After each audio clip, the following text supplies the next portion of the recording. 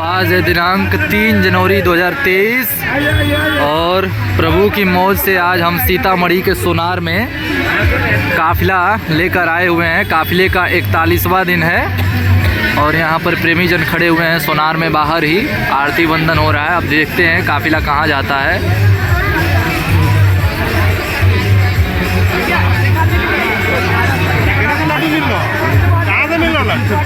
लड्डू बटा बड़ी बड़ी लड्डू हाँ वो पीछे बट रहा है पूरा पिकअप साथ पिकअप बटा रहा है। तो पहले हमरा पापा ने देखन दा भर देखू ना जय गुरुदेव महाराज की जय हो, जय गुरुदेव महाराज की जय हो। भाई गोर लगे दे यहां पर कॉपी का व्यवस्था पूरा कॉपी के बेचे नहीं रहे छे भाई हम लोग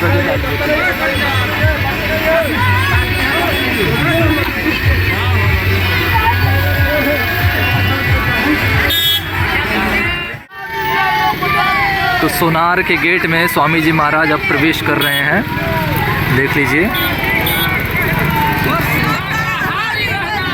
बहुत भव्य गेट बनाया गया है, बिल्कुल सतगुरु धाम जैसा।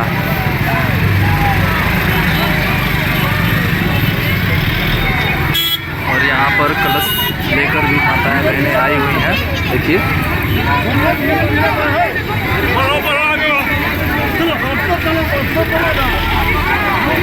बहुत ऊंचा और बहुत भव्य गेट द्वार, स्वागत द्वार बनाया गया है।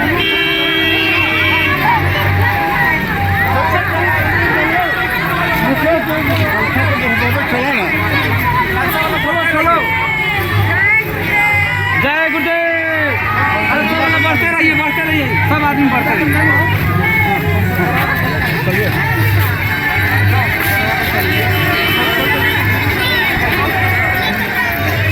रात्रि में दिख नहीं रहा है लेकिन बहुत स्पष्ट और बहुत स्वच्छ साफ गेट बनाया गया है, बहुत अच्छा लग रहा है।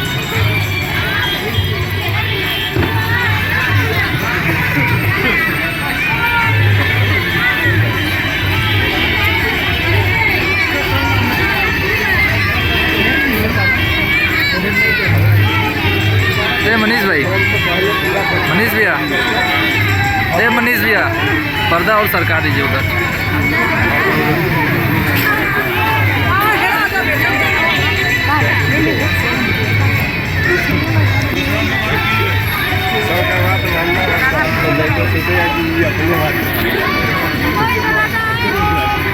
खाना पता है दीदी, खाना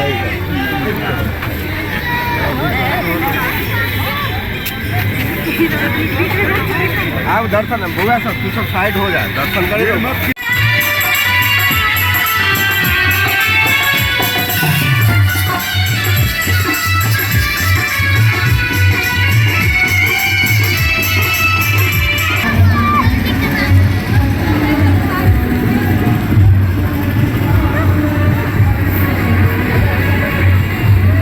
तो परम पूज्य स्वामी जी महाराज आ चुके हैं सोनार में।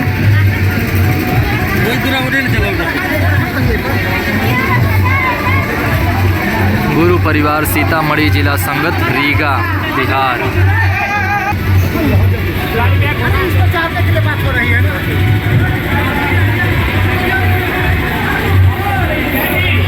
बहुत भव्य द्वार को सजाया गया है।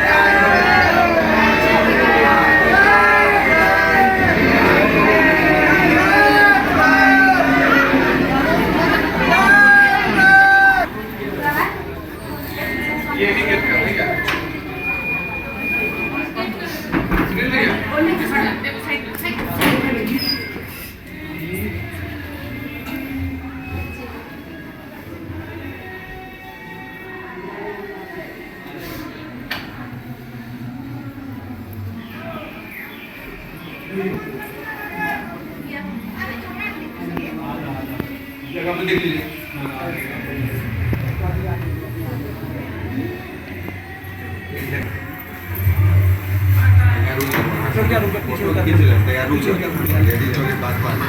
पीछे रहो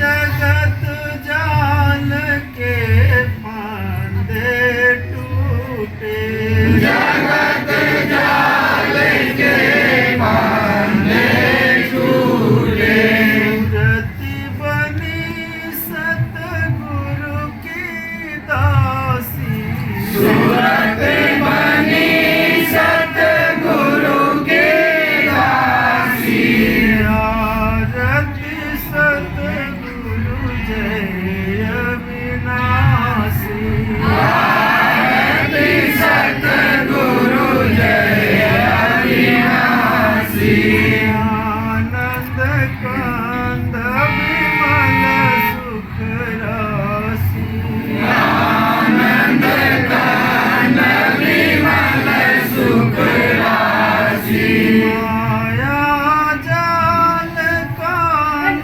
वरुणी जय माया जाल काल हरणी जय सतगुरु चरण शरण मोहिनी जय सतगुरु चरण शरण मोहिनी जय दर्शन अपना वरदम दीजय दर्शन अपना वरदम दीजय दया करो दुर्धाम के वासी दया करो दुर्धाम के वासी आरती सतगुरु जय अविनाशी आरती सतगुरु जय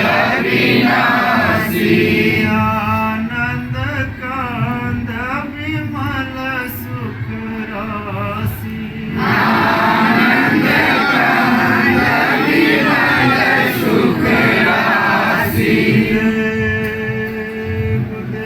जय गुरुदेव कोटि करु वंदना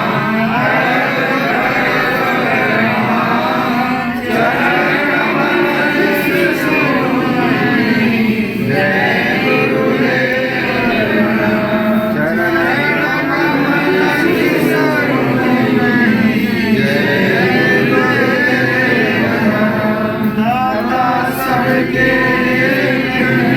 सदा रहे गुरुदेव आपको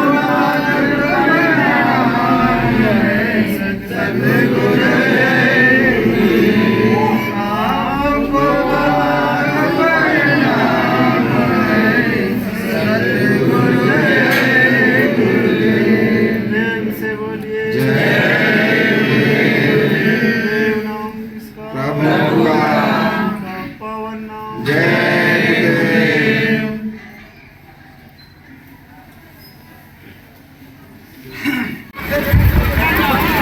तो परम पूज्य स्वामी जी महाराज दिनांक 3 जनवरी 2023 का सत्संग शाम 7:24 पर आ रहे हैं देने सोनार जिला सीतामढ़ी में।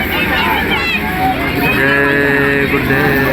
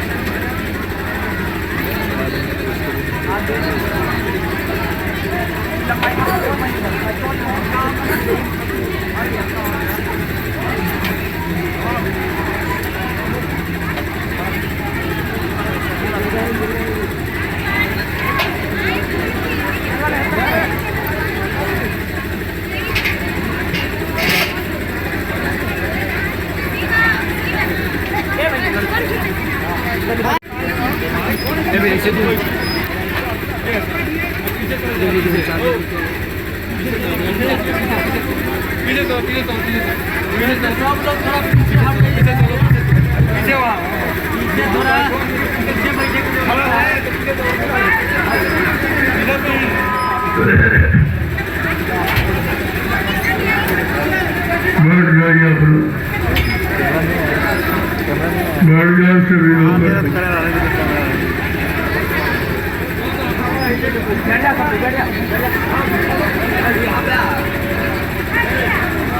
देखो सत्संग में तो बैठ के सुनना चाहिए, रूबरू फेस टू फेस, तब आपकी समझ में आएगा कि सत्संग क्या है। सत्संग कोई कथा वार्ता का नाम नहीं है, और सत्संग कोई भाषण की प्रचन का काम नहीं है, और सत्संग कोई मनोरंजन नहीं। अभी तक आपने कथा वार्ताएं सुनी जो पिछले युग की, सतयुग की, त्रेता की, द्वापर, उनको अपने समय का कलयुग का संदेश नहीं मिला। जब कलयुग में संत पधारे हैं तो उन्होंने जीवों के आत्म कल्याण के लिए सत्संग जारी किया। अन्य युगों में आपको शुभ कर्म सिखाए गए, पूजा करो, पाठ करो, तीर्थ करो, व्रत करो, हवन जप, गंगा स्नान, ये शुभ कर्म जो शरीर इंद्रियों से किए जाते हैं। जब शरीर इंद्रियों से करोगे तो शरीर इंद्रियों को लाभ मिलेगा, और आत्मा से करोगे तो आत्मा को लाभ मिलेगा। बिल्कुल सीधा सिद्धांत, जिससे करोगे उसको लाभ मिलेगा। तो आपने आत्मा से तो कोई कर्म किया नहीं, क्योंकि आत्मा के बारे में कोई जानकारी किसी ने दी नहीं। तो जब कलयुग में संत महापुरुष आए तब उन्होंने आत्मा का जिक्र किया। ये जानते ही नहीं आत्मा क्या है, किधर से आई, कैसे आई, और ये मनुष्य शरीर में दोनों आंखों के मध्य भाग में कैसे बैठ गई, ये किसी को नहीं मिला। इसीलिए जो महापुरुषों ने कहा कि ही बदरिया पाप की बरस रहे अंगार, संत न आते जगत में तुझे मरता संसार। अगर संत महापुरुषों का आगमन इस कलयुग में न हुआ होता तो जीवात्माओं को कभी घर जाने का मौका नहीं मिलता, क्योंकि ये रात किसी के पास नहीं। आत्मा परमात्मा के मिलन का ये भेद किसी को मालूम नहीं है। ये तो आकर के संतों ने यहाँ रास्ता खोला और बताया कि जब तक जीवात्मा के जगाने वाले संत महात्मा नहीं मिलेंगे तब तक जीवात्मा को कोई ज्ञानी ध्यानी विज्ञानी जगा नहीं सकता, कोई ऋषि मुनि नहीं जगा सकते। जब ब्रह्मा जी की नहीं जगी, विष्णु की नहीं जगी जीवात्मा, शिव जी की नहीं जगी, राम और कृष्ण की नहीं जगी, देवी देवताओं की नहीं जगी, तो तुम्हारी कैसे जगी? तुम तो वो जानते ही नहीं। ये अमोलक जो युक्ति रास्ता है ये संतों ने आके खोला। अगर ये ना आते तो ये कुछ आपको नहीं मिलता। ये तो जब उनके अंदर दया उठी आपने बुलाया नहीं था, क्योंकि आपको मालूम नहीं संत कहाँ रहते हैं और कैसे आएंगे, किस काम के लिए आएंगे, कौन सा काम करेंगे, जो सृष्टि में किसी ने कभी नहीं किया। ये संतों की महिमा है। लाख दया कोमल सी संता, जब संतों के हृदय में दया उठी तो बराबर देख रहे हैं कि सतयुग भी था, त्रेता भी था, द्वापर भी था, लेकिन जीवात्मा को रास्ता देने वाला कोई यहाँ आया नहीं और न किसी ने रास्ते को बताया। तब उनको यहाँ पर अपनी जीवात्मा के उद्धार कल्याण के लिए आना पड़ा और तभी से आपको ये जानकारी मिली है कि जीवात्मा क्या है। इन दो लोगों ने कहा ईश्वर अंश जीव अविनाशी, चेतन अमल सहज सुखराशि, लेकिन इसका मतलब नहीं बताया कि जीवात्मा चेतन है और शरीर जड़ है। जब चेतन जीवात्मा के बारे में कहा गया तो आपको चेतन जीवात्मा का काम चेतन से करना चाहिए। शरीर तो जड़ है, जड़े करे चेतन। जो जड़ शरीर को चेतन का रूप दे सकती है वो कितनी सामर्थ्य है, कितनी शक्तिशाली है जो तुम्हारे जड़ शरीर को चेतन का रूप दे दिया। उसी के कारण तुम्हारा शरीर चलता फिरता उठता बैठता काम करता खाता पीता नजर आ रहा, और जिस दिन जीवात्मा निकल जाए उसी दिन ये शरीर मुर्दा हो जाए, फिर इसको कोई खड़ा नहीं कर सकता। ये ताकत संसार की किसी जड़ वस्तु में नहीं है जो शरीर को चेतन का रूप दे दे। ये तो केवल परमात्मा की जीवात्मा में ही शक्ति ताकत, और ये किसी ने आपको आज तक बताया नहीं।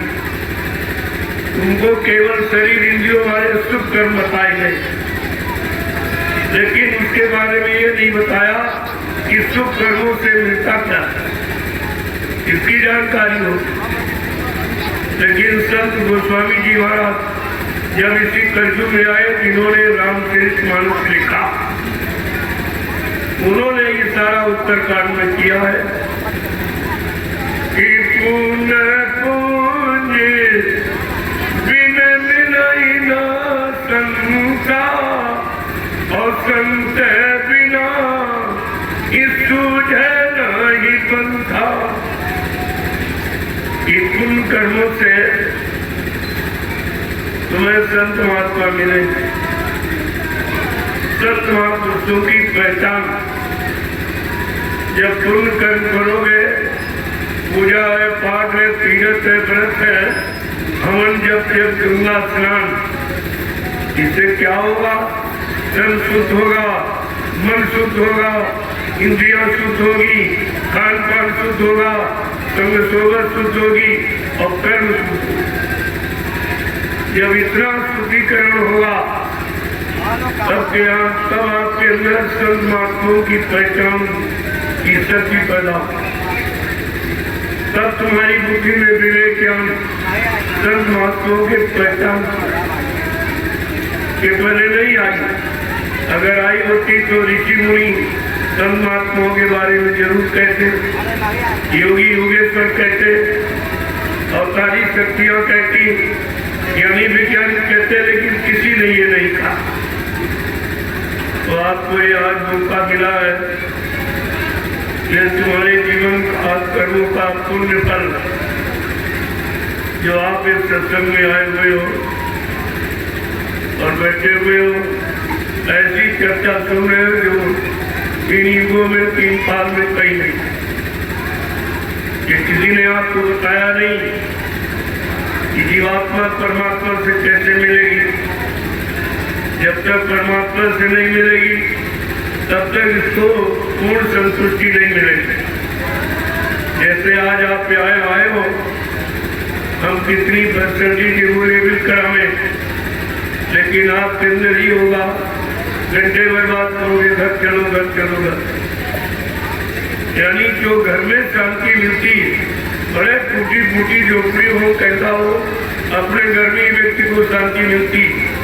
ठीक इसी तरह से जीवात्मा किसी राजा के महाराजा के धनी मालिक के शरीर में क्यों न चली जाए, पूर्ण शांति जब भी मिलेगी जब वो संत महात्मा जीवात्मा को जगाने वाले आपको मिलेंगे, और जीवात्मा को जगा के जब परमात्मा से मिलाएंगे तब इसको पूर्ण शांति मिलेगी।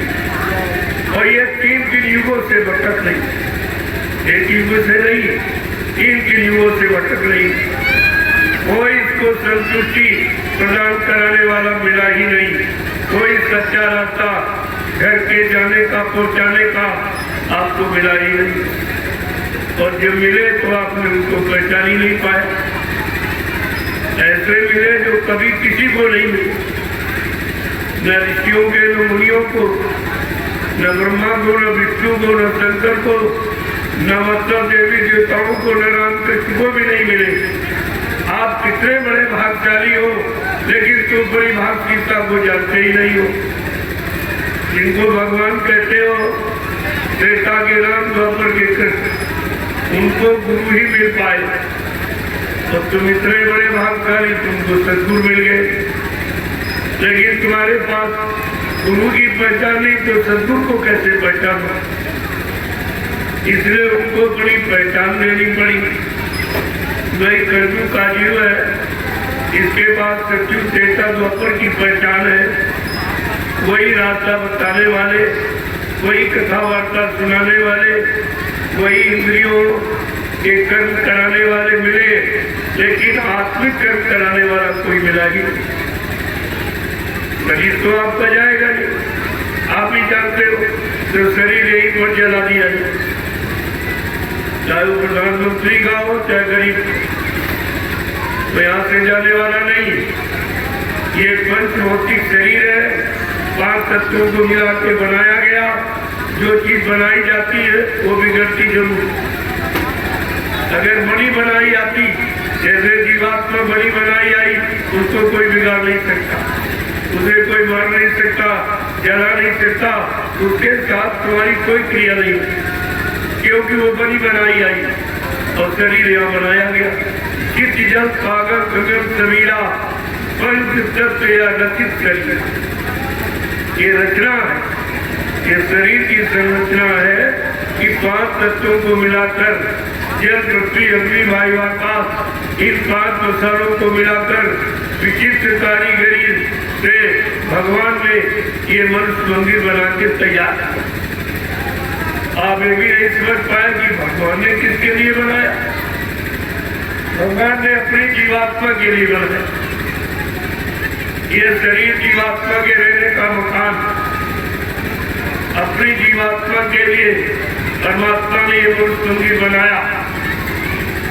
लेकिन तुम ये बात समझ नहीं पाए और तुमको किसी ने बताया नहीं, तो समझने लगे कि खाने कमाने के लिए मिला, यानी आहार, निद्रा, भय, वेदना, खाना, पीना, सोना, कमाना, मन मुक्त त्याग करना, हाल औलाद बच्चे पैदा करना, इसके अलावा तुमने आज तक इस मानव जीवन का सच्चा अर्थ नहीं समझ पाए, क्योंकि इसके अलावा कोई जानकार यहाँ रहा ही नहीं। सब यहीं तक सीमित रहे, खाने कमाने तक। राजा बन गए, धनीवानी बन गए, गरीब अमीर बन गए, कर्मानुसार ये तो सब होता, लेकिन जीवात्मा को जगाने वाले संत महात्मा आपको नहीं मिले। तो ये मृत लोग आपका छूटा नहीं। अभी कब तक ये आप इसी में पड़े रहोगे?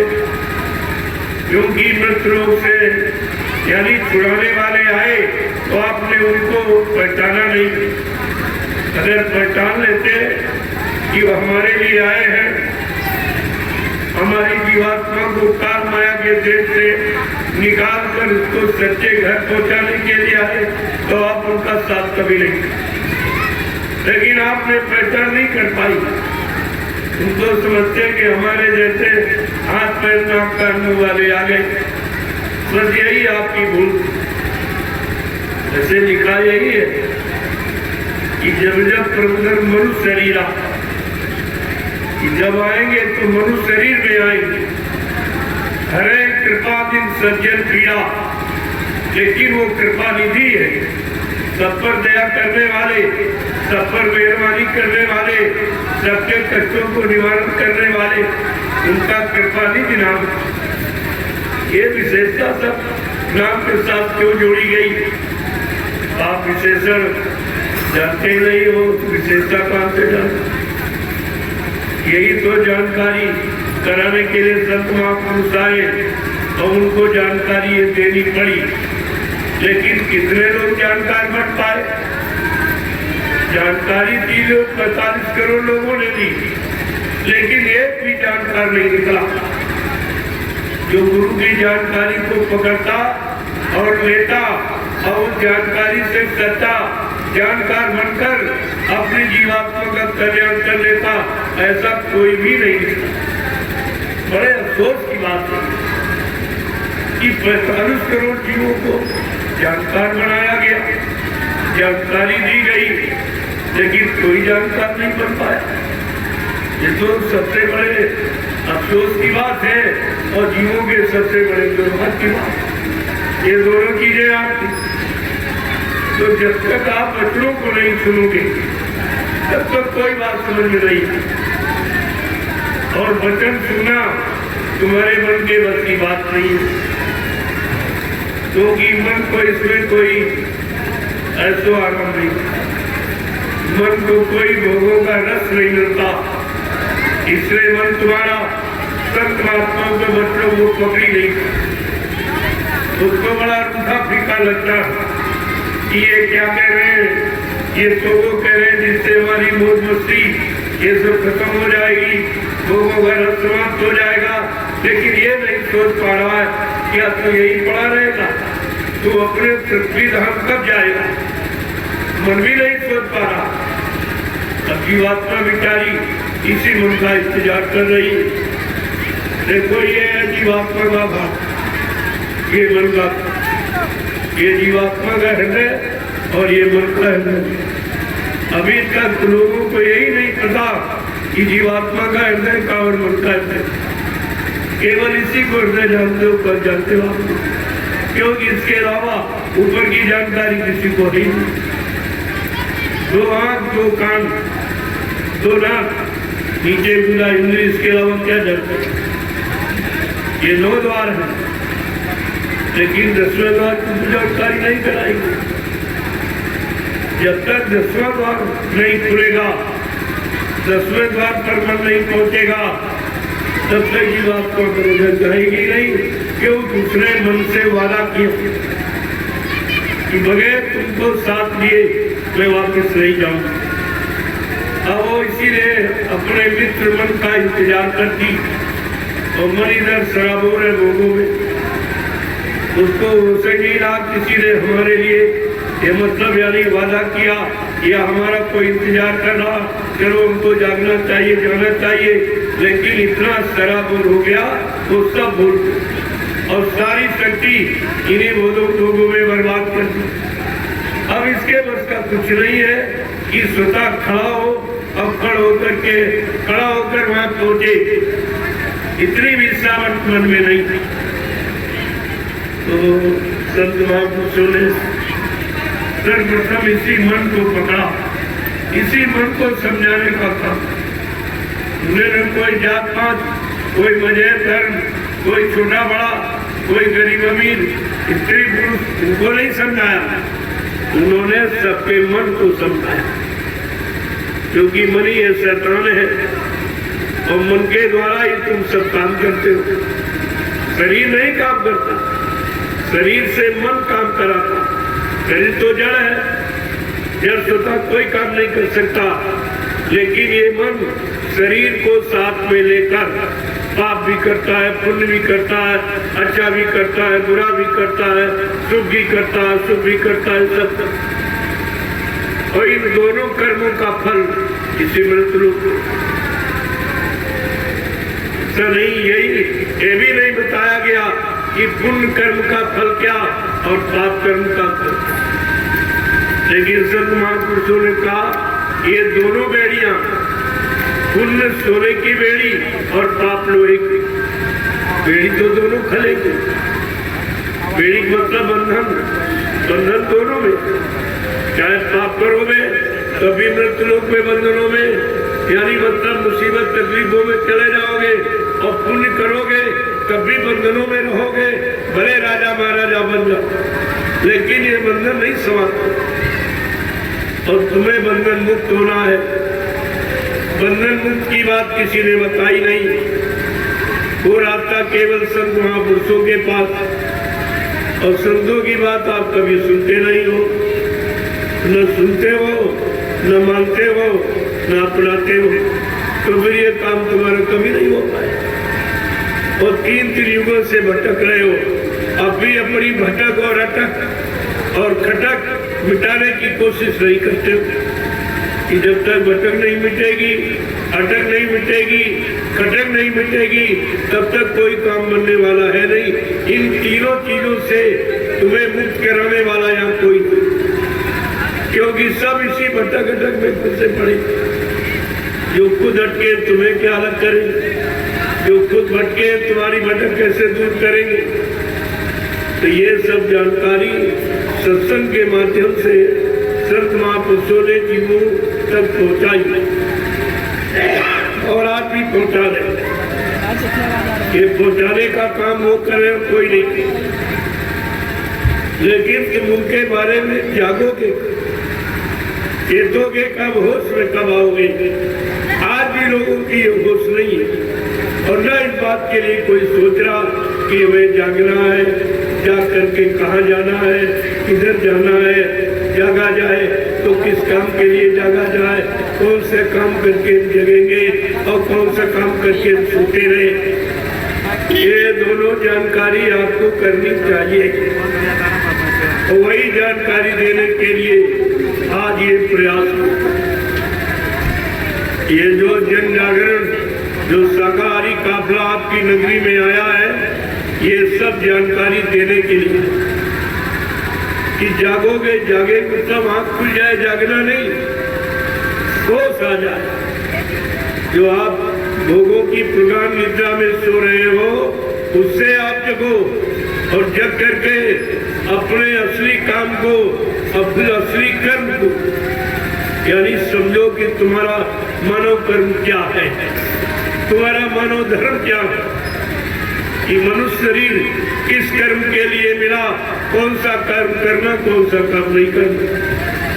बस इसी की जानकारी आपको लेना। कैसे कर्म कर रहे हैं, यानी कैसा खान पान करना है, कैसा खान पान नहीं करना। वो खान पान करो जिससे बीमारी ना आवे, पारस्परिक प्रेम प्यार मोहब्बत समाप्त न हो, लोग एक दूसरे के काम आवे, एक दूसरे पर दया का भाव रखें, एक दूसरे के मन मस्तिष्क में माँ बहन बेटी बहू की परख पहचान हो। इसको कहते हैं मानव कर्म। ये मनुष्य का सच्चा कर्म है। अब आप सोचिए ये कर्म किसमें, ये तो किसी में नहीं। फिर आपका मानव कर्म का पशु जीवन में जीत करते, पशुओं वाले कर्म करते हो। जो पशु करता है शरीर 6 कर्म, आप ही 6 कर्म करते हो। खाना पीना सोना और कमाना और मल मूत्र त्याग करना, आल औलाद बच्चे पैदा करना, ये पशु पक्षी कीड़े मकोड़े सब करते, और वही तुम करते। तो तुम्हारे में और पशुओं पक्षियों में अंतर कर। इस अंतर के बारे में कभी सोचा है? नहीं, क्योंकि किसी ने सोच पैदा ही नहीं की।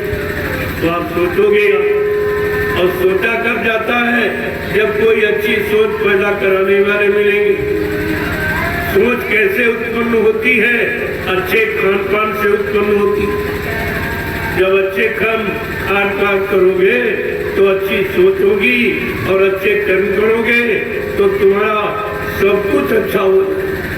जो तुम अच्छा सोचते हो, अच्छा परिवार मिले, अच्छे पत्नी मिली, अच्छा पति मिले, अच्छे बच्चे मिले, अच्छी खेती दुकान दफ्तर बिजली व्यापार हमारा अच्छा हो, और ये सब चाहते हो आप अच्छा हो, लेकिन कभी ये सोचते हो कि अच्छा कर्म भी हम करें। जब आपको ये बताया कि ये भारत देश कर्म प्रधान देश, ये जात प्रधान धर्म प्रधान देश नहीं, कर्म प्रधान देश। और उसके बारे में किसी ने बताया नहीं कि कर्म प्रधान है तो मानव को कौन से कर्म करने चाहिए। कर्म तो आप सुबह शाम तक करते ही, लेकिन कौन सा कर्म तुम्हारी मानवता इंसानियत को लाएगा, तुम्हारे अंदर प्रेम प्यार मोहब्बत को लाएगा, तुम्हारे अंदर सेवा दया सदाचार परमात्मा की यादगार कराएगा, और तुम्हारे मन में माँ बहन बेटी बहू की पहचान कराएगा। इसको कहते हैं मानव कर्म। और इन पर चले और इनका पालन करे और अपनी व्यवस्था इनके अनुसार अच्छी बना ले, उसको कहते हैं मानव धर्म। अब धर्म कर्म की बात किसी ने आपको बताई, किसी विद्वान से आप पूछो कि धर्म किसे कहते हैं, तो आपसे कहेगा पूजा करो, पाठ करो, तीर्थ करो, व्रत करो, हवन जब तब यज्ञ गंगा स्नान करो। अरे वो जो सीधा करो माने कर्म। जब कर्म परिभाषा पूछी गई धर्म की और बता रहा कर्म की, इसका मतलब धर्म की सच्ची परिभाषा किसी को मालूम। अगर मालूम होती तो धर्म माने होता व्यवस्था, तो आपके परिवार की व्यवस्था, समाज की व्यवस्था, देश की व्यवस्था, न्याय सुरक्षा की व्यवस्था, रोजी रोटी की व्यवस्था, ये आपकी बिगड़ती नहीं। अगर सच्चे धर्म की परिभाषा बताई गई होती और धर्म का सच्चा अर्थ बताया होता तो आपकी व्यवस्था थी। इसका मतलब सच्चे मानव धर्म की जानकारी किसी को है। कर्म को ही धर्म बताते तो भी धर्म क्या? अगर कर्म धर्म तो धर्म क्या? तो इस बात का और किसी ने बताया नहीं, आपने किसी से पूछा भी नहीं, तो बिगाड़ दोनों तरफ से। बताने वाले नहीं मिले और पूछने वालों में जिज्ञासा नहीं हुई किसी तरह, तो बिगाड़ तो आपका इसीलिए हुआ है। अब इस बिगड़े माहौल को कोई ठीक नहीं कर सकता और जिन पर आपने जिम्मेदारी डाली उन्होंने आपका कोई काम ठीक नहीं किया। जो आपने नेताओं पर जिम्मेदारी डाली कि प्रधानमंत्री, मुख्यमंत्री, राष्ट्रपति हमारा काम ठीक है, किसी ने किया? जितने प्रधानमंत्री, मुख्यमंत्री, राष्ट्रपति, सांसद, विधायक आपने बना डाले, लेकिन तुम्हारा काम आप तक किसी ने नहीं। तो ये काम करना नहीं चाहते या इनको काम करने की जानकारी नहीं, तो में से कोई बात जरूर। और तुमने इन दोनों पर विचार भी नहीं, कम से कम विचार करना चाहिए कि हमने इनको एक पंचवर्षीय योजना के लिए चुना और एक पंचवर्षीय योजना निकल गई, कोई काम नहीं। फिर दूसरी पंचवर्षीय योजना चुनाव किया, फिर कोई काम नहीं हुआ। इस तरीके से 14 पंचवर्षीय योजनाएं आपकी निकल गई, यानी 70 वर्ष आपके जीवन के चले गए और आप तक कोई काम नहीं हुआ। ये कब आप सोचोगे? अपने सच्चे काम के लिए कब सोचेंगे आप? क्या ऐसे मार खाते रहोगे? और जब जब आप भूले, जब जब आप अज्ञानता में गए, लापरवाही में गए और मतलब यानी सो गए, तब तब आप पर लोगों ने शासन किया। इतिहास बता रहा, जब पहले आप सोए 350 वर्ष मुसलमानों ने तुम्हारे पर राज किया और तुमको 350 वर्ष गुलाम बना के रखा। इस समझ पाया? फिर आप सोते रहे तो मुट्ठी भर अंग्रेज आए, उन्होंने 250 वर्ष तुम्हारे पर शासन किया, तुमको गुलाम बना के रखा और तब से तुम सो ही रहे हो, अब भी सो रहे हो। 70 साल इन नेताओं के निकल गए, इन्होंने तो उनसे ज्यादा खराब। मुसलमानों ने टैक्स नहीं लगाए, अंग्रेजों ने टैक्स नहीं लगाए, इतनी यानी महंगाई नहीं की, इतनी बेरोजगारी नहीं थी उनके समय में, इतने चोरी डकैत कत्ल नहीं थे और जितने ये लोग। इसका मतलब इतिहास भी आपके सामने पड़ा। ना इतिहास को पढ़ते हो और न समय को देखते हो। भूतकाल का इतिहास न उसको जाना और न वर्तमान में कोई काम आप कर पाए हो, तो ये सोचो तुम्हारा भविष्य कैसे बने। जो भूतकाल को समझता है और वर्तमान में अपना काम बना लेता है, उसका भविष्य अच्छा होता है। अब तुम्हारा भविष्य अंधकार में हो गया, क्योंकि तुमने वर्तमान में समझ नहीं पाया, भूतकाल के इतिहास को सामने रखकर कोई जानकारी आप ले नहीं पाए। अब तो भविष्य आपका अंधकार है। सुख शांति की बात तो तुम भूल जाइए, ना कहीं सुख मिलेगा, ना कहीं शांति मिलेगी, ना कोई नया सुरक्षा देगा, न रोजी रोटी मिलेगी, न महंगाई गरीबी खत्म होगी, न टैक्स जीएसटी खत्म होंगे, ये तो अभी और बढ़ेगी।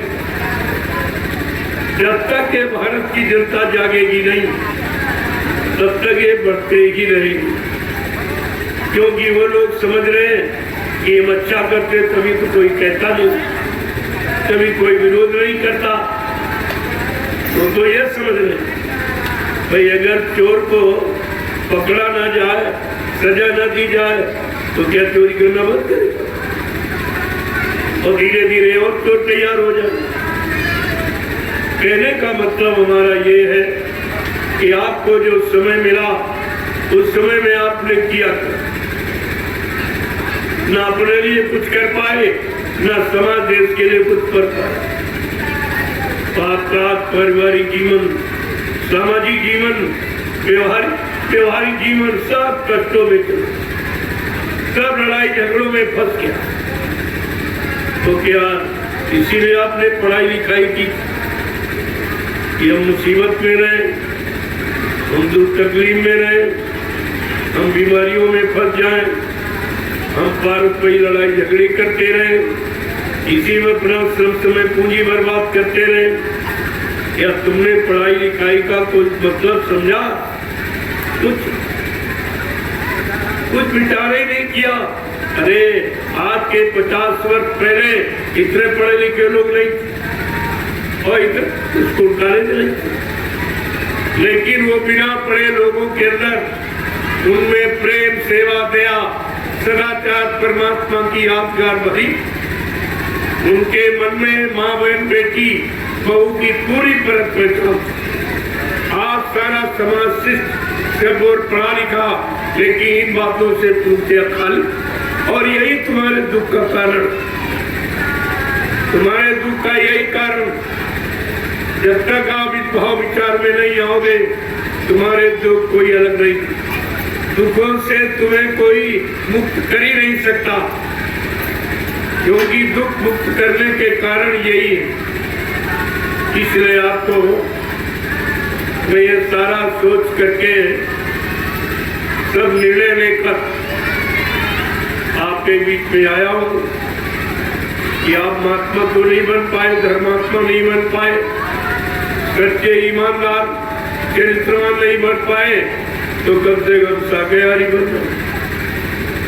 अरे तुम शाकाहारी बन जाओ, और तुम कुछ बन ही नहीं पाए, बिगड़े रहो हमेशा और बिगड़ते रहोगे, तो एक छोटा सा ये फार्मूला है कि आप शाकाहारी हो।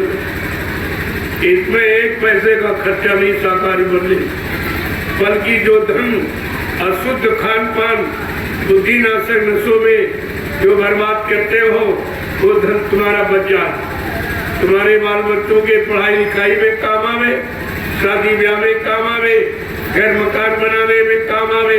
महात्मा हर तरफ से तुम्हारी मदद करना चाहती, लेकिन दुनिया ऐसी बाबरी, कोई ग्राहक न बचा, कोई लेने वाला नहीं। ये अच्छा सच्चा रास्ता जो जीवन को सुख शांति में बनाने वाला, कोई लेने वाला नहीं। क्या इतने लोग रीगा में रहते? क्या इन्हीं लोगों को सच्चा अच्छा चाहिए? इन्हीं लोगों को सुख शांति किसी को नहीं चाहिए? तो अभी तुम्हारे अंदर इच्छा ही नहीं जगी कि सुख शांति मिलना चाहिए, रोजी रोटी मिलनी चाहिए, गरीबी और बेरोजगारी खत्म होना चाहिए, टैक्सों की भरमार यानी रुकनी चाहिए। इस पर आप विचार ही नहीं करते। एक तो कोई कहने वाला नहीं, बताने वाला नहीं, आपको इन मुसीबतों से दूर करने वाला नहीं, और संत महात्मा तैयार हुए तो तुम उनकी सुनते नहीं, तो फिर काम कैसे? काम दो ही तरीकों से होता, या स्वयं आप सक्षम हो खुद कर ले या जो कर रहा उसको सहयोग करे, तीसरा कोई तरीका नहीं। और दो में से तुम्हारे पास एक भी तरीका, ना तुम सक्षम हो और जो कर रहा हो उसका काम तुम्हें दिखाई नहीं देता। तुम समझ ही नहीं पा रहे हो कि हमारे लिए कोई आवाज लगा रहा, हमारे सुख शांति के लिए कह रहा, हमें लाभ देने के लिए कुछ कह रहा, हमारे सुधार की बात कह रहा, आगे आने वाले खराब समय से हमें बचाने के लिए कह रहा। इस पर तो अभी आप विचारे नहीं करते, लेकिन आगे का समय बहुत खराब, ये मैं आपको बताने आया। उस खराब समय से बचने का तुम्हारे पास कोई इंतजाम नहीं। जो तुम अहंकार में, गरुड़ गुमान घमंड में ये सोच रहे हो मेरे पास रहने के लिए मकान है, बंगला है, कोठी है, फ्लैट है, खाने के लिए घर में रोटी है, और मतलब यानी पैदा करने के लिए खेती, दुकान, दफ्तर, बिजली, व्यापार, मजदूरी है, सहयोग के लिए पत्नी, बाल बच्चे, परिवार है, तुम्हें ये नहीं मालूम ये कुदरत के झटके में समाप्त हो जाए। ये तुम्हारा जितना भी मसाला है ये कुदरत के झटके में, पर मिनट घड़ी नहीं लगेंगे, ये सब समाप्त हो जाए। अभी आपने कोरोना काल में देखा, कुदरत की तरफ से एक छोटी सी बीमारी आई, सारा विश्व तबाह हो गया और करोड़ों चले गए, कुछ नहीं कर पाए। न कोई प्रधानमंत्री कर पाया, न राष्ट्रपति मुख्यमंत्री कर पाया, न कोई डॉक्टर वैद हकीम कर पाया, न कोई दवा ने काम कर पाया, और आज भी उसकी दवा नहीं बनी, केवल तुम्हें बहकाया जाता। अगर दवा होती, ये तरह तरह के नाटक क्यों किए जा रहे? तुम ऊपर मास्क लगा लीजिए, क्या मास्क कोई दवा है?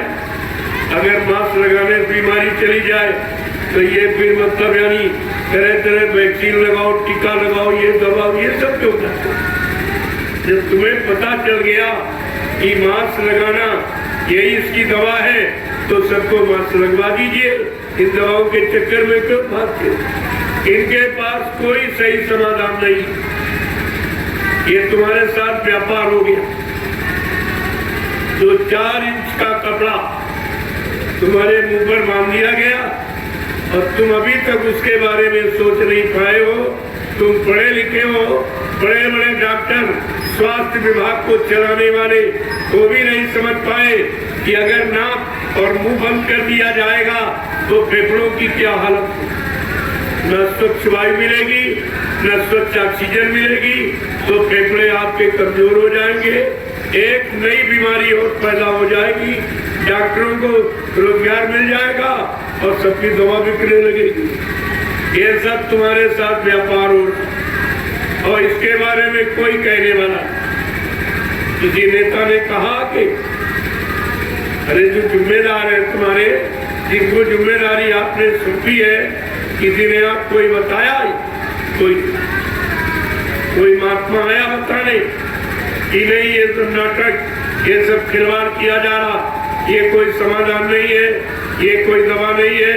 इनको यही नहीं पता कि कोरोना किसे कहते। और बाबा जी ने ये बहुत पहले बताया था, 6 नवंबर 1986। ये कोई तारीख आपको नहीं पता, किसी को मालूम नहीं। 6 नवंबर 1986 तो आपसे कहा गया था कि आप लोग शाकाहारी हो जाओ, सब परिवार। कुदरत आपके काले कारनामों से नाराज हो गई। जो आपने मारकाट, हिंसा, चोरी, कत्लेआम, व्यभिचार, कुख्यात, झूठ, छल, कपट, बेईमानी की, इससे कुदरत तक नाराज। और वो नाराजगी में एक बीमारी भेजेगी। बीमारी का जो तुमने कभी सुना पड़ा नहीं होगा। बाबा जी ने बीमारी का नाम कहा था, बच्चा उस बीमारी का नाम कोरोना। कोरोना क्या क्या न करो तो बीमारी नहीं आएगी, अगर नहीं करो तो आ जाएगी। कोरोना का मतलब यही है। उन्होंने कहा अंडे मत खाना, अंडा मुर्गी का मासिक धर्म है। इतना गंदा मासिक धर्म में घर में पत्नी होती तो उसके हाथ का भोजन नहीं करते बने।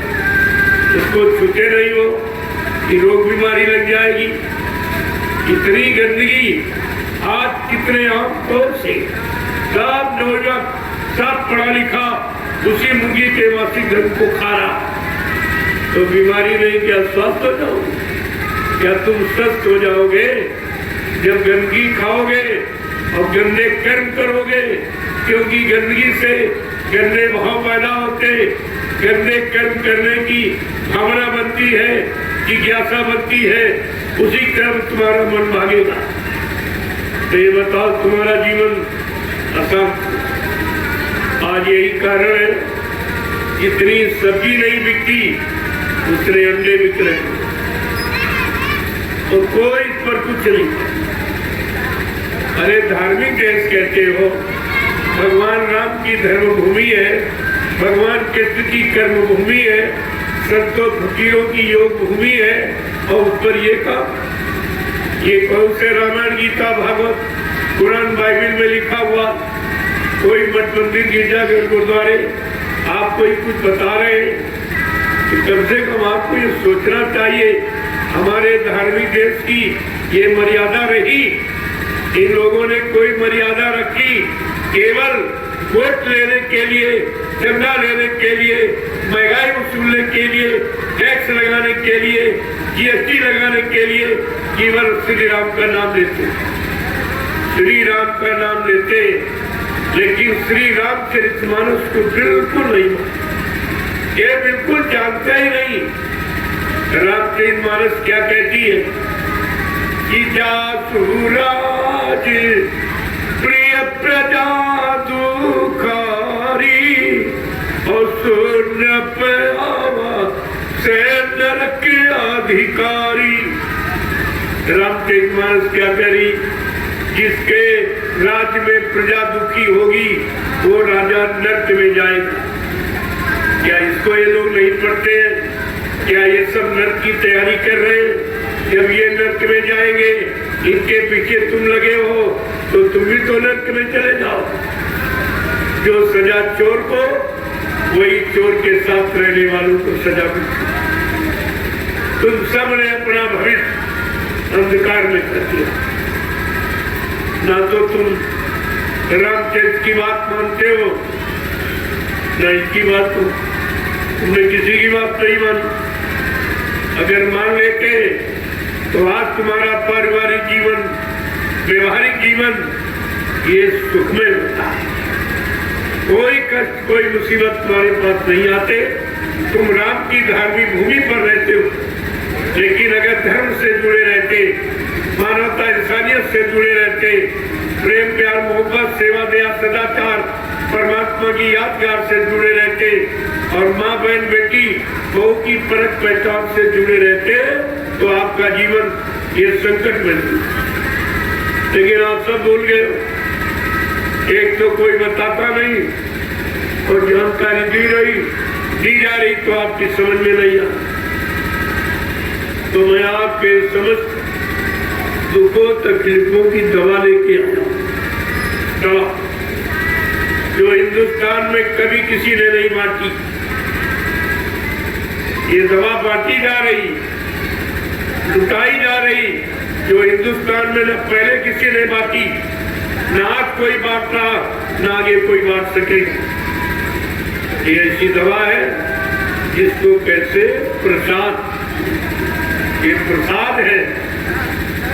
प्रसाद मोल नहीं बिकता, प्रसाद बेचा नहीं जाता, प्रसाद खरीदा नहीं जाता, प्रसाद बनाया जाता है, और बना करके सब दुख तकलीफों को दूर करने के लिए बांटा जाता है।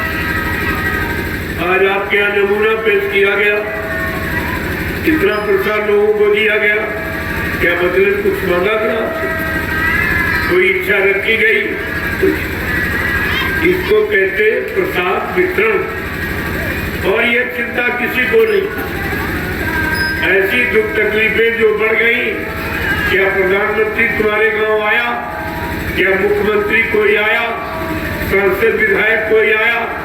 जिनको आपने वोट दिया उन्होंने आपको सुख शांति देने का वादा किया, आज ये भयानक बीमारी जो आई थी न उसमें किसी ने मदद की और आगे इससे बड़ी आने वाली उसमें भी कोई मददगार ही नहीं, कोई बताने वाला नहीं, कोई जानकार नहीं कि कौन सी बीमारी आ रही। ये केवल संत महात्मा ही जानते, वो त्रिकालदर्शी होते, भूत भविष्य वर्तमान के जानकार, वो आपको बता रहे हैं और बता ही नहीं रहे। आपके दुख तकलीफों बीमारियों को दूर करने के लिए साथ में दवा लेके आए और दवा मुफ्त में पूरे हिंदुस्तान। मैं इस दवा को लेकर जो महाप्रसाद है इसको लेकर मैं 88 ज्यादतियों की तपोभूमि नैमिषारण्य से चला, उत्तर प्रदेश के कई जिलों से होता प्रसाद बांटता हुआ मैं बनारस में इसी तरह का सत्संग किया, लोगों को जानकारी दी, वहीं से प्रसाद वितरण करता हुआ मैं झारखंड पहुंचा। जो झारखंड की राजधानी रांची में मैंने एक सप्ताह तक प्योर अध्यात्म की चर्चा जो समय हिंदुस्तान में कोई नहीं करता, अध्यात्म की चर्चा कोई नहीं करे। अध्यात्म लोगों को सुख शांति प्रदान करने वाला, अध्यात्म बदले में लेता नहीं देता है, और भौतिकवाद लेता है देता नहीं कुछ। ये दोनों में अंतर है, भौतिक और अध्यात्म में यही फर्क कि भौतिक आपको बगैर पैसे कोई देगा नहीं और अध्यात्म लुटाया जाता है। अब आपको सोचना चाहिए कि तुम्हें भौतिक की जरूरत है कि अध्यात्म की जरूरत। अगर अध्यात्म मिल जाए तो भौतिक अपने आप ठीक हो जाए। भौतिक तो अध्यात्म के पीछे चलने वाला दौड़ने वाला, लेकिन तुमको इसकी जानकारी नहीं। मैं एक सप्ताह का कार्यक्रम करके रांची से आपके लिए बिहार के लिए रवाना हो गया और 2 महीने मैं बिहार में प्रसाद वितरण करूंगा और शाकाहारी बनने की प्रार्थना करूंगा कि अगर आप भारी बीमारी जो आगे आ रही भविष्य में, अगर उससे बचना चाहते हो तो हमारी प्रार्थना आप स्वीकार कर लो, आपका परिवार शाकाहारी हो जाए। बाद में मत कहना कोई हमारे यहाँ आया नहीं, किसी ने हमको बताया नहीं, किसी ने जानकारी दी नहीं, हम ये बात किसी को कहने नहीं देंगे। मैं घूम करके क्या ऐसी सर्दी में कोई निकलेगा? हमारी उम्र सर्दी में निकलने की है, तुमने देने की आपको सोचना चाहिए। ये मेरी जिम्मेदारी नहीं है, ये जिम्मेदारी है तुम्हारे देश के जिम्मेदारों की, जिनको आपने चंदा नोट महंगाई टैक्स सब कुछ किया। ये तो आपसे कुछ मांगा नहीं, न पहले कभी ना, लेकिन फिर भी चिंता हमको है, किसी को चिंता नहीं। पूरे देश में तुम्हारी चिंता किसी न किसी नेता को और न किसी महात्मा को। महात्माओं को भी आपने रोटी लोगों की दान दक्षिणा रुपया पैसा सामान सम्मान सब कुछ दिया, लेकिन वो भी कोई नहीं आया, तुम्हारी मुसीबत में निकला। और जिनको चंदा नोट को दिया वो भी नहीं आया। कहने का मतलब जिनको आपने दिया सब कुछ ईमान धर्म सच्चाई ईमानदारी सब आपने निछावर कर दी, लेकिन तुम्हारी मुसीबत आपत्ति के लिए कोई नहीं निकला। जब मैंने ये देख लिया अब तो इनकी कोई बीमारी परेशानी दूर कर नहीं सकता, क्योंकि कोरोना काल में देख लिया गया कि किसी ने कुछ किया ही नहीं और ऐसा भय पैदा किया तुम्हारे अंदर बीमारी का। ये कोरोना कुछ नहीं, पहले को पुराने लोग बैठे होंगे उन्हें पता होगा निमोनिया, ये निमोनिया ही है। कोरोना तो एक भय पैदा कर दिया तुम्हारे अंदर और इतना भय पैदा कर दिया कि सबसे रिश्ता तुम्हारा छुड़वा दिया। अगर पति को जुकाम सर्दी बुखार हो गया तो पत्नी कहती नहीं, इनको घर में नहीं रखेंगे, इनकी सेवा नहीं करेंगे, इनके पास नहीं बैठेंगे। यानी नफरत, इतनी बड़ी नफरत कि पति को नहीं देखना चाहती, रखना नहीं चाहती, और बाप बेटे को और बेटा बाप को नहीं रखना चाहता, भाई को नहीं। यानी ऐसी नफरत, यानी पैदा कर दी गई कि प्रेम प्यार मोहब्बत सब खत्म। ये क्यों किया गया जानते हो? कि चालाकी। जब इतनी नफरत कर देंगे तो शरीर को जब ये लेंगे नहीं और छुएंगे नहीं और देखेंगे नहीं तो इसमें व्यापार हो गया। किडनी है, फेफड़ा गुर्दा है, यानी जो कीमती सामान तुम्हारे शरीर के पुर्जे इनको निकाल के व्यापार हो गया। एक एक किडनी 6-6 लाख रुपए की बेची गई क्योंकि तुम उसे छुओगे नहीं, देखोगे नहीं। उनको मौका मिल गया, कोई छूने वाला, कोई लेने वाला, कोई देखने वाला है नहीं, तो सब निकाल के ये व्यापार हो गया आपका। और अभी तुम सो रहे हो, कब जागोगे? तुम्हारी पढ़ाई लिखाई तुम्हारे काम नहीं आ रही तो देश समाज के क्या काम आएगी? तुम अपना भला नहीं कर पाए, क्या देश समाज का भला कर सकते हो? तो कुछ नहीं, सब चुपचाप एकदम मौत। और उसमें एक तरह से नहीं, फिर तुमको तुम्हारे घर में जेल बना दी गई। 3 महीने के लिए आपको बंद रखा गया। कोई बोला? अरे पूछना चाहिए भाई, कौन हमने गलती की है, कौन हमने गुनाह किया है, कौन पाप किया है, हमने देश का, राष्ट्र का, समाज का कोई नुकसान किया, आखिरकार हमको जेल, घर में जेल बना के क्यों बंद किया जाए? कोई नहीं बोला, कोई विपक्ष भी नहीं बोला। इसके बाद देखा तो तुम्हारी दुकान बंद कर दी गई, तुम्हारा व्यापार बंद कर दिया गया, तुम्हारा रेल यातायात बंद कर दिए गए और कोई नहीं बोला। ये बताओ, क्या ये दवा है जो ये बंद किए गए? ये कोई दवा है, कोई उपचार है, कोई कोरोना का समाधान है? इस पर कोई बोला ही नहीं, सब चुप हो गए, एकदम मौन। यही मौन तुम्हारा उस समय हुआ तो मुसलमानों ने 350 वर्ष तुम्हारे पर राज किया, और यही मौनी तुम साथ गए तो मुट्ठी भर अंग्रेज आए और उन्होंने 250 वर्ष तुम्हारे पर राज किया, गुलाम बना के रखा, और वही मौनी आज साधे हो तो ये सब तुम्हारे पर राज किया। आखिरकार तुम जागोगे, चेतोगे कब? ये पूछ रहेगा तुम्हारी पढ़ाई लिखाई किस काम है? इस पर कोई विचार कभी किया ही आपने? ये सब इसके बाद विद्यालय, न्यायालय, कार्यालय सब बंद, और कुछ नहीं बोला कोई। प्रणाम जानते हो कितना बुरा हुआ कि 20 वर्ष हिंदुस्तान पीछे चला गया। ये 20 साल तक अपनी उन्नति, उत्थान, प्रगति नहीं कर सकता, और इनके पास कुछ नहीं रहा, खजाना खाली। केवल एक ही साधन है, महंगाई बढ़ाना और बेरोजगारी बढ़ा देना, क्योंकि इनके पास काम देने के लिए पैसा नहीं, इसीलिए तुम्हें नौकरी नहीं दे रहे, कोई वैकेंसी नहीं, कहते कुछ सही नहीं, और चुप है, इसके बारे में कोई कुछ बोल भी नहीं रहा। फिर तुम डिग्री क्यों बांट रहे? इन बच्चों का भविष्य क्यों अंधकार में कर रहे हो? जैसे प्रसाद बांटा जाता है ऐसे डिग्री बांट रहे, और डिग्री लिए वो सड़क पर घूम रहा, कोई काम नहीं है, योग्यता के अनुसार कोई काम नहीं, कोई व्यवस्था नहीं, कुछ। अब तुम इनसे कोई उम्मीद मत रखो कुछ होगा। अब तुम्हें अपने पैरों खड़ा होना है, अपने आप में जागरूकता लानी है।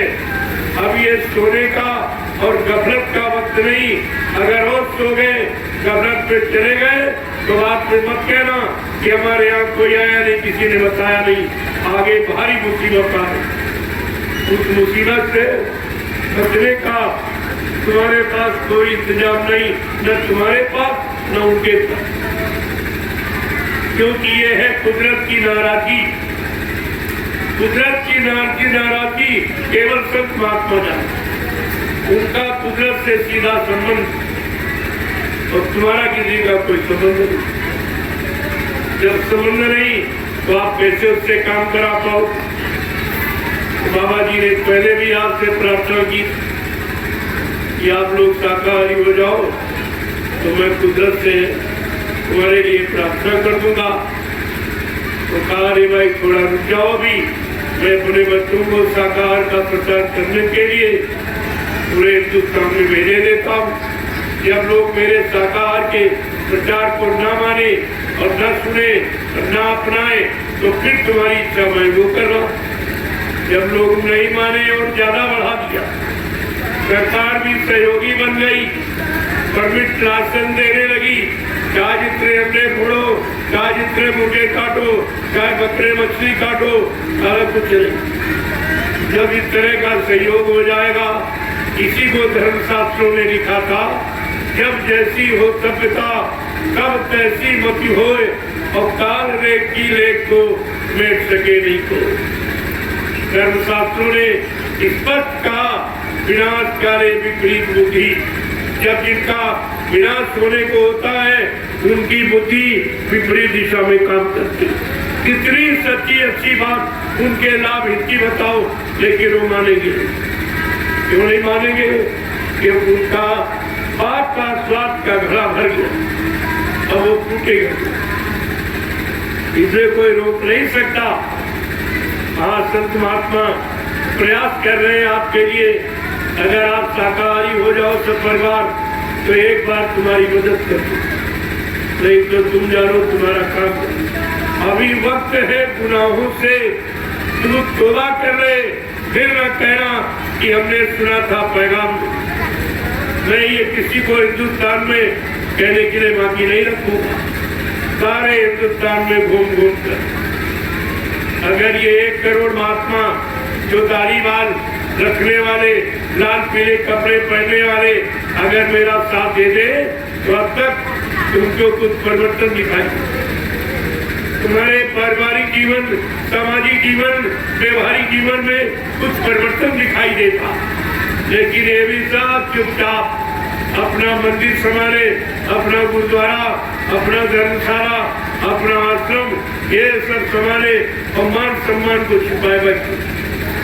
इनको तुम्हारी चिंता नहीं है, ना इनको देश समाज की चिंता है, क्योंकि देश समाज चिंता किसको होती? पर मानव के कारण साधु धरा शरीर। समाज परमात्मा देश हित और धर्म हित के लिए महात्मा जन्म लेते। उनका जन्म संसारी भोगों के लिए नहीं होता, वो परमार्थ के लिए और धर्मार्थ के लिए और सेवार्थ के लिए ही जन्म लेते और इसी काम को करने आते हैं। वो अपना काम समय से करते हैं, अपनी फर्ज अदायगी, अपना कर्तव्य निभाते हैं। तो इसलिए आपको समझ लेना चाहिए। और हमारी यही प्रार्थना आपसे है कि आप लोग सपरिवार साथ आए। अभी आपके लिए समय है, नहीं तो तुम जानो तुम्हारा काम जानो। ये नहीं कहोगे भाई किसी ने बताया। जय गुरुदेव, जय गुरुदेव, जय गुरुदेव, जय गुरुदेव, जय गुरुदेव। जय गुरुदेव। नाम किसका? प्रभु का। जय गुरुदेव। नाम किसका? प्रभु का। जय गुरुदेव। नाम किसका? प्रभु का। प्रभु का प्यारा नाम। जय गुरुदेव। तब आप लोग खड़े हो जाओ, खड़े हो जाओ। आप लोग बहुत देर से बैठे हो, देखो उतना सुनो जितना याद हो। पहले मैं 5-5, 6-6 घंटे संदेश दूँ, लेकिन देखा आप सब भूल जाते हो। आगे सुना पीछे खत्म। तब उतना सुनाया जाएगा जितना हजम कर सको, जितना अपने जीवन में उतार कर उसका लाभ प्राप्त कर सको उतना ही बताएंगे। और मुख्य तो आपकी परेशानियों की दवा मिलनी चाहिए। भाषण से थोड़ी परेशानी ठीक होगी, लेकिन दवा के बारे में जब तक बताया नहीं जाए कि दवा किन किन मर्जों पर कैसा कैसा काम करेगी, तब तक आप दवा का प्रयोग नहीं करो। तो उस दवा की महिमा, उस प्रसाद की महिमा बताने के लिए ये सब आपको इतना बता परहेज करोगे तो वह तभी फायदा करेगा।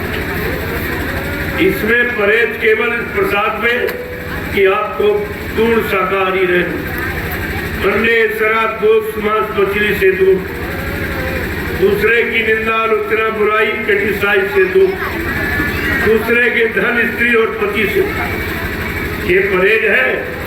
अगर आप परहेज करना सीख जाए, मैं दावे के साथ आपके बीच में कहे जा रहा हूँ, ये जय गुरुदेव नाम और ये महाप्रसाद दोनों आपका पूरे जीवन में हर वक्त काम है। जो कोई नहीं काम कर सकता वो ये नाम का। आप कितने दिनों से पूजा पाठ कर रहे हो, कोई देवी देवता मिले, आप सच बोलना, इन देवी देवताओं की पूजा की बात तक आपको मिले नहीं, तो तुमसे कहा नहीं, तो तुम्हारा सामान लिया दिया तो, अरे जब कोई काम करते हो अगर लाभ न मिले तो काम करोगे। खेती करते हो, अनाज पैदा हो तो खेती करोगे। दुकान करते हो, व्यापार मुनाफा ना हुआ तो आप दुकान व्यापार करोगे। नौकरी करते हो, तनख्वाह वेतन न मिले तो आप नौकरी करोगे। लेकिन ये पूजा पाठ तुम्हारी कैसी, जो कुछ नहीं मिला और 3 युगों से जुटे पड़े, न देवी मिली, न देवता मिला, न भगवान मिला, न भूखा न बात, तो सीताराम चिल्ला रहे और एक बार भी नहीं आएंगे, न इनको मिले न कभी मिलेंगे, क्योंकि सीताराम को गए लाखों बरस। अरे तुम्हारा पिता अगर कल चला गया हो, आज बुलाओ तो नहीं आए, जो शरीर से चले जाते हो नहीं। ऐसे ये रूढ़िवादी अल्लाह से मुचाते रहते, श्रम समय पूरी सब बर्बाद करते रहते, हमें और न वो मिलेंगे। सीताराम ने खुद कहा कि हम किसको मिलते हैं या हमको कौन मिलता, तो रामचरितमानस को पढ़िए आप, उसमें भगवान राम ने क्या कहा कि निर्मल मन इज्जन सो मोहि पावे और मोहे चाल छी जय कपट नहीं भावे। बड़े साफ शब्दों में कहते, मुझे कौन पाता है, कहा ब्राह्मण क्षत्रिय वैश्य कहते थे, मंदिर बनाने वाला कहते, सीताराम राधे श्याम कहने वाला कहते नहीं, जिसका मन निर्मल पाक साफ पवित्र हो मैं उसको मिलता। आज तो सबके मन गंदे, सबका खान पान गंदा है, सबके मन सोच सब बंदी, इनको तो कभी नहीं मिलेगी। जब भगवान राम ने कह दिया कि हम किनको मिलते हैं, जिसका मन निर्मल पाक साफ पवित्र, आज तो सबके मन खराब, तो सीताराम जी को नहीं मिले और इसीलिए मिले नहीं। जब तक तुम्हारा मन पाक साफ निर्मल पवित्र नहीं होगा कोई नहीं मिलेगा।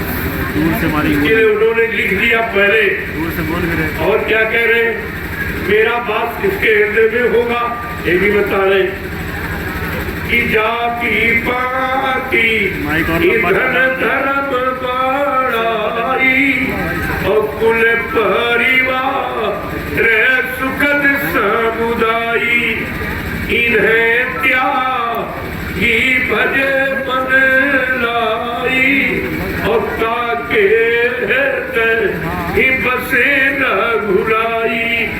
जब साफ साफ कह रहे, ये भी चीज समझ में नहीं आ रहा, उसी तरह चिल्ला ये नहीं जानते इनके हृदय में मेरा बात होगा, जो जाति पात धर्म बढ़ाई कुल परिवार सुखद समुदाय, इन्हें त्याग, जो इतनों का परित्याग कर देगा उसके हृदय में सीताराम का वास है। ये कुछ नहीं, ये चिल्लाने में अल्लाह बता रहे, अल्लाह में अल्लाह किसी को मिला ही नहीं, अल्लाह में अल्लाह थोड़ी बैठा, इसीलिए सब इशारे अधूरे रहे। न मुल्ला पुजारी को मिला सीताराम मिले, न मुल्ला मौलवी को खुदा मिला, न ईसाइयों को गाड मिला, न सिखों को गुरु मिला। सब ये जो बात है उसे पकड़ते नहीं। जय गुरुदेव, जय गुरुदेव, जय गुरुदेव, जय गुरुदेव। नाम किसका? प्रभु का, प्रभु का प्यारा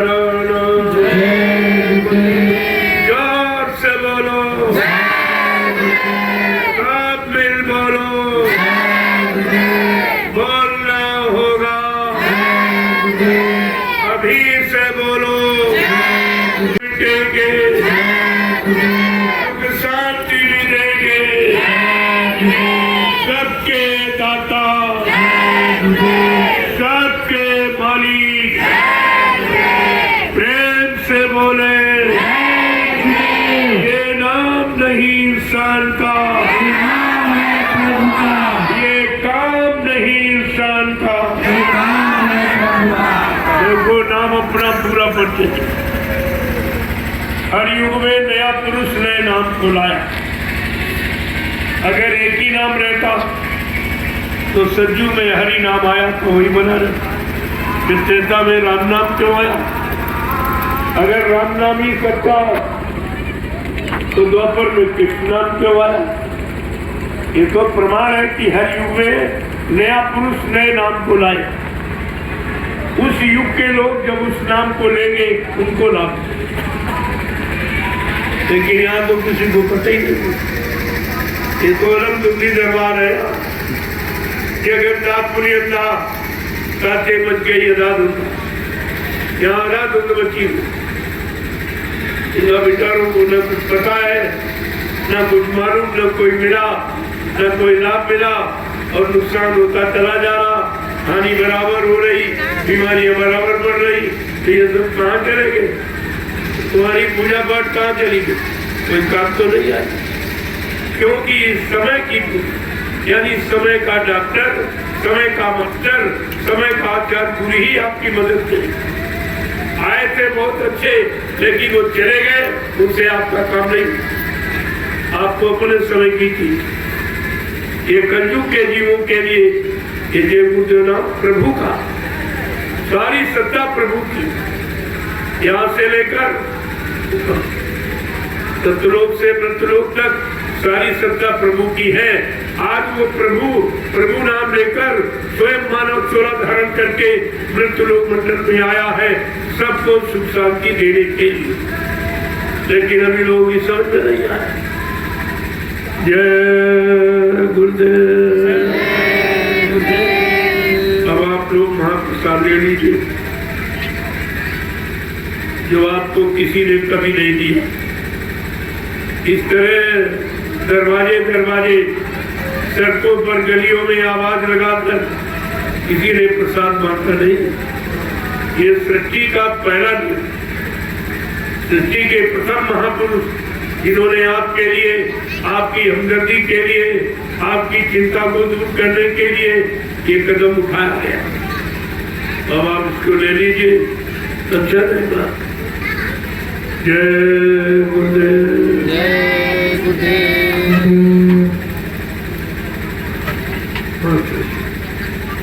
देखो एक झंडा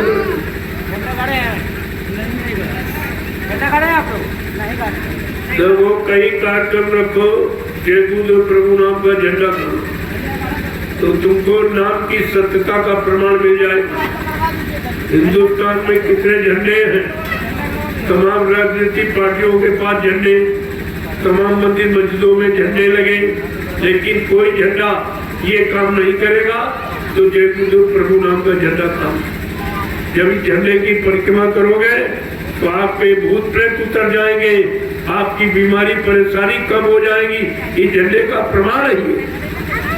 कोई झंडा ये काम नहीं कर सकता किसी का। यही तो सच्चाई है, इसको आपको गा देना चाहिए। जहाँ कहीं कार्यक्रम होता है तो क्षेत्र के लोगों को ये लाभ मिलना चाहिए, और आपने नहीं किया तो क्षेत्र के लोग लाभ से बचे थे। चलो कहीं दूसरी जगह कार्यक्रम होगा, वहां पहुंच जाइए आप झंडे की तरफ। ये झंडा बड़े बड़े था, लेकिन शाकाहारी रहोगे तो से नहीं।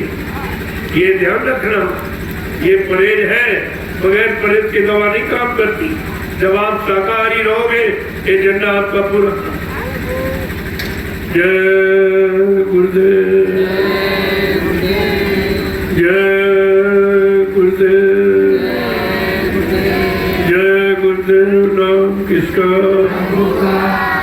जय गुरुदेव नाम किसका? प्रभु का।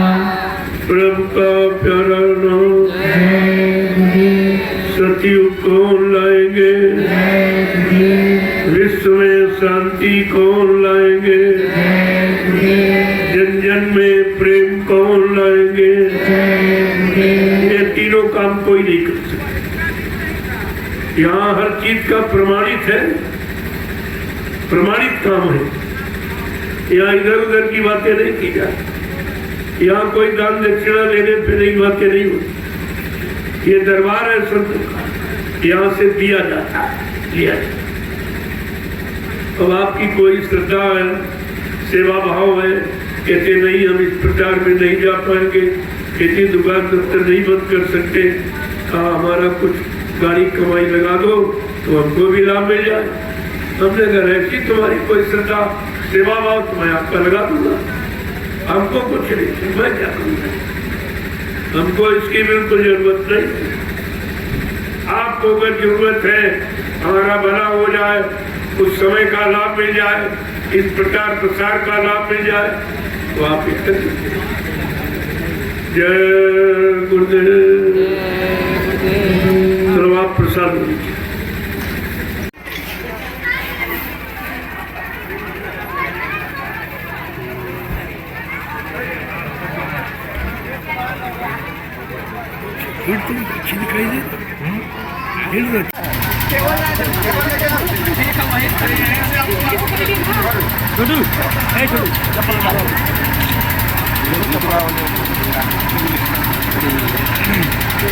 जय गुरुदेव।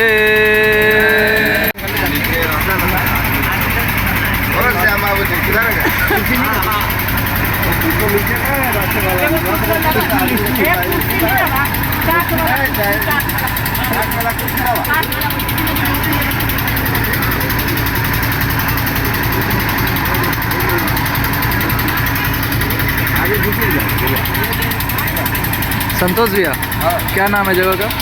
ये संग्राम फंदा, संग्राम रीगा टुले संग्राम फंदा, रीगा फंदा, रीगा फंदा फंदा, संग्राम फंदा।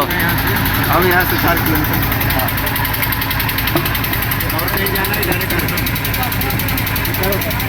अच्छा तब ये करके ऊपर लाभ करो, बाकी दोनों